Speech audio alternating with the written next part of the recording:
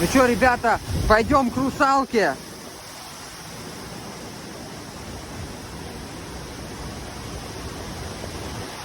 Что ты чудишь, а? Так вот, смотри, о. Вот здесь.